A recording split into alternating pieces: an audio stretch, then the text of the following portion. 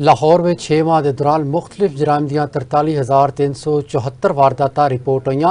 Police के मुताबिक कतल दियां 141 इकदामे कतल दियां 249 वारदातां सामने आईयां। डकैती मज़ाहमत के दौरान 4 अफराद कतल, राहजनी ते 732 वाक़यात रिपोर्ट होए। सिरका चोरी दियां 28,070 वारदातां, जेब तराशी ते 12,202 केसेस दर्ज होए। इस हवाले नाल साडे नाल मौजूद ने मलक मुश्ताक।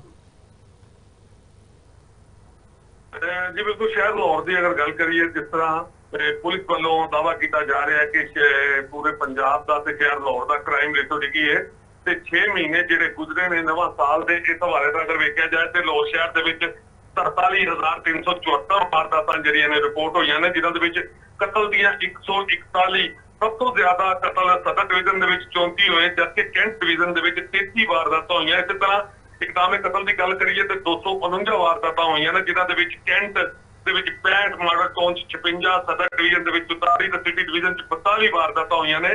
सब तो बड़ा जुर्म डकैती की वारदात दे विच डकैती मज़ाहमत उत्ते 4 लोग लाहौर दे विच कतल होए ने। ते राबरी की गल करिए ते राबरी दियां 732 वारदातां होईयां ने, जिन्हां दे विच कैंट दे विच 192, इस तरह सदर दे विच 187 ते मॉडल टाउन डिवीजन दे विच 128 वारदातां होईयां ने। इस तरह टोटल अगर कुल मिलाइए तो मुख्तलिफ डिवीजन के जिहड़े जराइम ने उन्हां दी तादाद वधदी हुई दिखाई दे रही है।